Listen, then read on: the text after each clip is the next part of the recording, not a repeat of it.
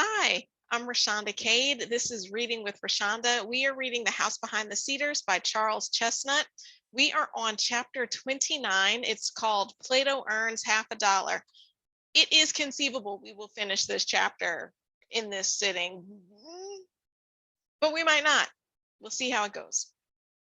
Chapter 29, Plato Earns Half a Dollar.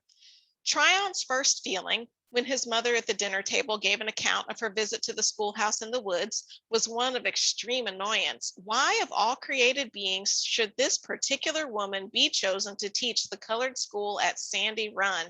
Had she learned that he lived in the neighborhood and had sought the place, hoping that he might consent to renew on different terms relations which could never be resumed upon their former footing? How pompous of him! How absolutely pompous of him! Would I think the same thing? Yes, and it would be pompous of me too.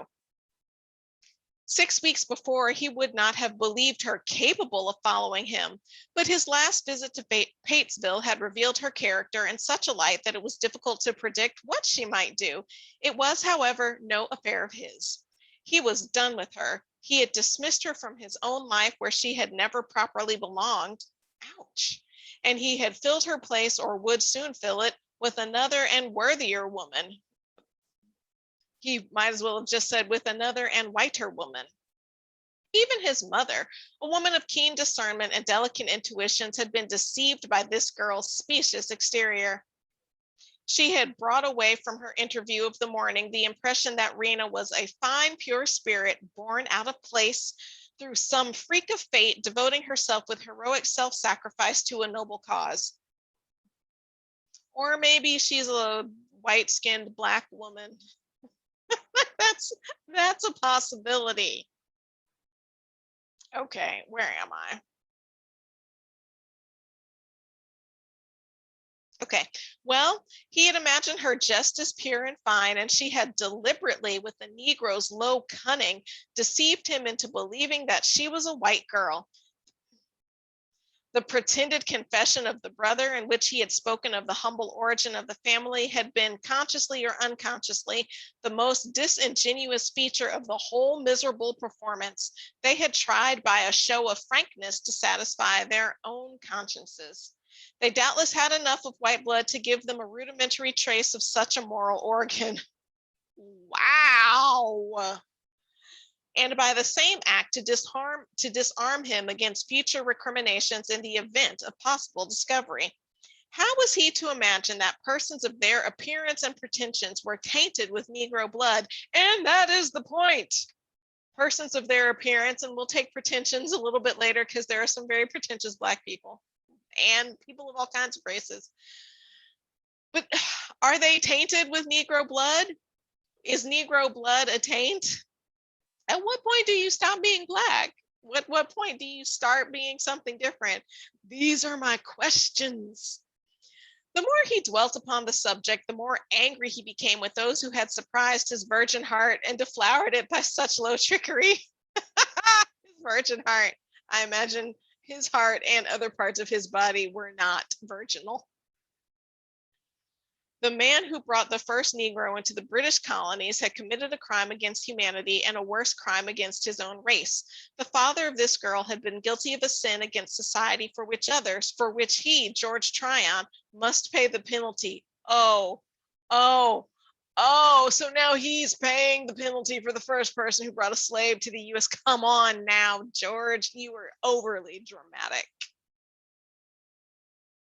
As slaves, Negroes were tolerable. As freemen, they were an excrescence. An excrescence. I can't say I'm familiar with that word, but it sounds a lot like excrement.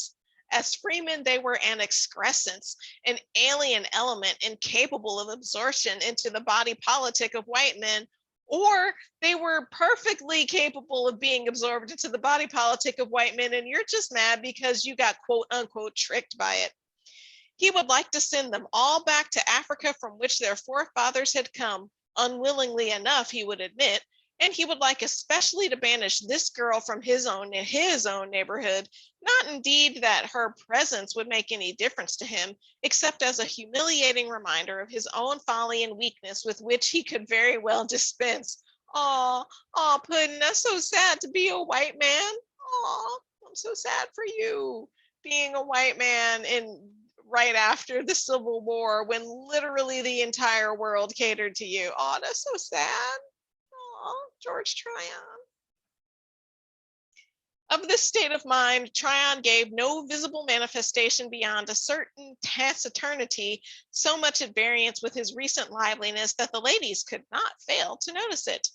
No effort upon the part of either was able to affect his mood, and they both resigned themselves to await his lordship's pleasure to be companionable. For a day or two, Tryon sedulously kept away from the neighborhood of the schoolhouse at Sandy Run. He really had business which would have taken him in that direction, but made a detour of 5 miles rather than go near his abandoned and discredited sweetheart. Wow, a detour of 5 miles. So that reminds me of the story of the Good Samaritan. So in the Bible, Jesus and his apostles are traveling. I don't exactly remember where they were going or where they were coming from, but they needed to go through Samaria to get to where they were going. But what most Jewish people of the time did was go around Samaria because they didn't want to go through it, because they disliked the Samaritans so much that they would rather go way out of their way to get to their destination rather than through. And Jesus was like, I need to go through Samaria. So they went through Samaria and he had the encounter with the Samaritan woman. And I'm not sure why the Jewish people hated, actually, I do understand why the Jewish people hated the Samaritans so much. But my point is that Samaritans actually seem pretty awesome. We have the story of the Good Samaritan, who was the only person who helped the person who was beset upon by thieves and was left for dead in the street, and other Jewish people walked past him, was like, no, I'm not going to touch him, but the Samaritan helped. And then we have the story that I started talking about where the Samaritan woman met Jesus at the well, and she accepted him and had faith in him, which the Jewish people didn't at the time. So the Jewish people were mad at the Samaritans because they were like, you're not full-blooded Jews, yada, yada, yada. But meanwhile, Samaria used to be the capital. Like, what? Anyway, so Tryon going 5 miles out of his way just so he wouldn't happen to run into Rena at the school is made me think of that. And that's kind of ridiculous. And I probably have done the same thing in my life, because the more I read, the more I'm like, yeah, everybody I read about is just like me. We are all humans here together. Okay.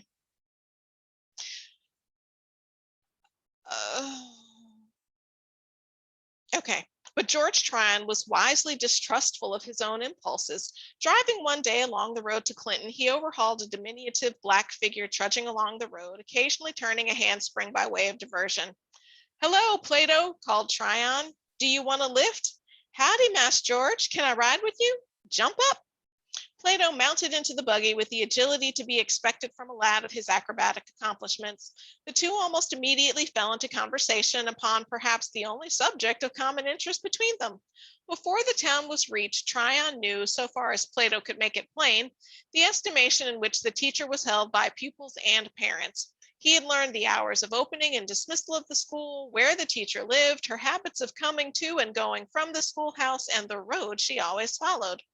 Does she go to church or anywhere else with Jeff Wayne, Plato? Asked Tryon. No, sir. She don't go nowhere with nobody except an old Elder Johnson or Miss Johnson and the children.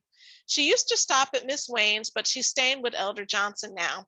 She always makes some of the children go home with her from school, said Plato, proud to find in Master George an appreciative listener. Sometimes one and sometimes another. I's been home with her twice, and it'll be my turn again before long. Plato, remarked Tryon impressively as they drove into the town, do you think you could keep a secret? Yes, Mass George, if you says I shall. Do you see this 50-cent piece? Tryon displayed a small piece of paper money, crisp and green in its newness. Yes, Mass George, replied Plato, fixing his eyes respectfully on the government's promise to pay. 50 cents was a large sum of money. His acquaintance with Mass George gave him the privilege of looking at money. When he grew up, he would be able in good times to earn 50 cents a day.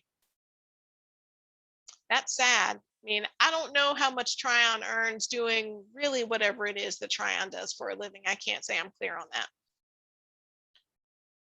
But I bet he earns more than 50 cents a day. But our friend Plato here, our acrobatic friend Plato, who is doing all the shine for Marsh George, is like, maybe one day I'll grow up and earn 50 cents a day.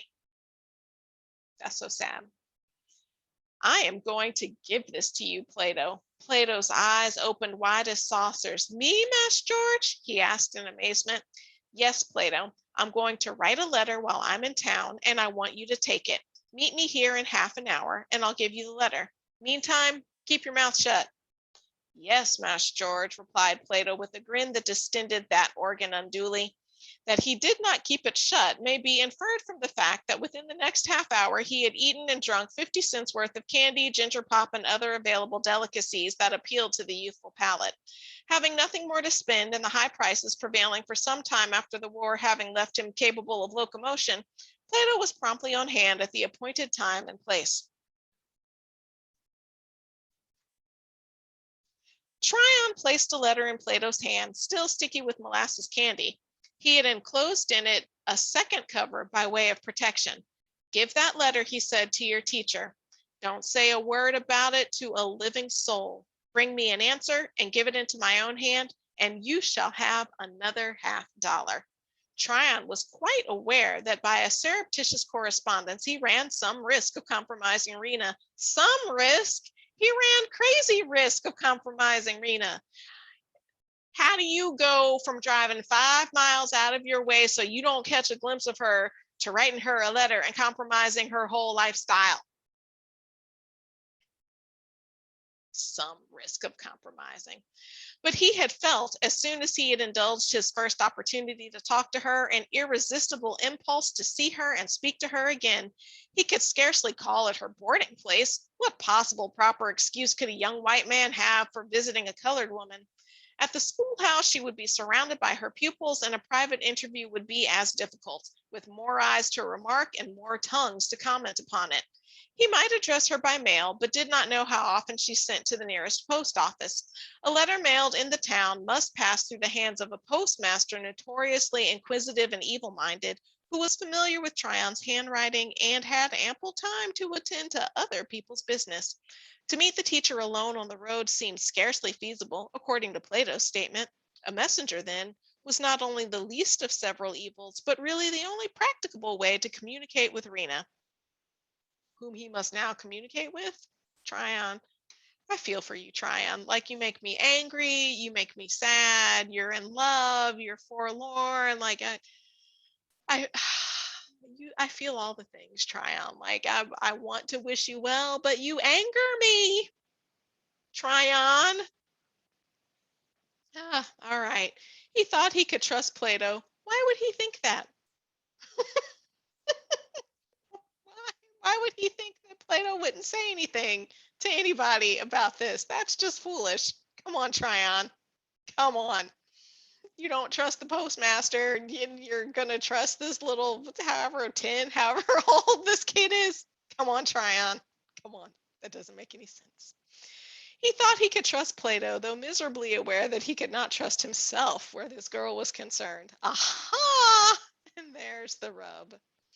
The letter handed by Tryon to Plato, and by the latter delivered with due secrecy and precaution, ran as follows. Dear Miss Warwick.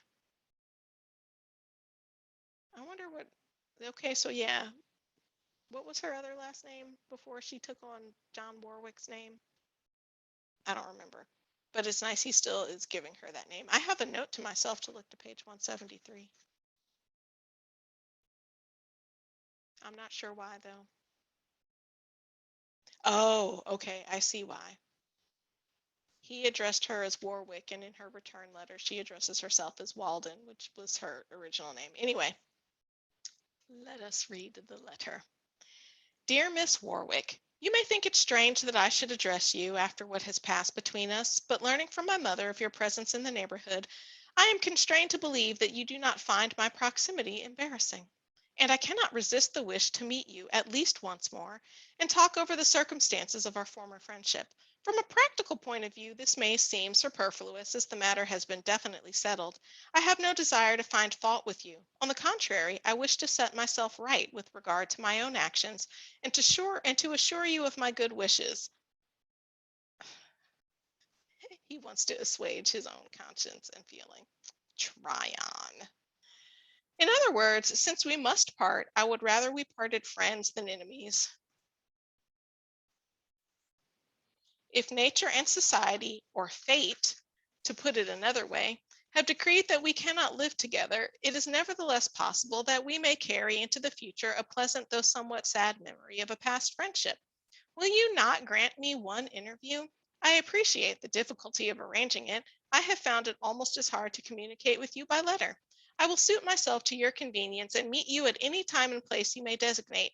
Please answer by bearer, who I think is trustworthy, and believe me, whatever your answer may be, respectfully yours, GT. I love the pomposity of him. Like, right? Like, come on. George Tryon. You pompous little thing, you. Look at you. Just all pomposity oozing out everywhere.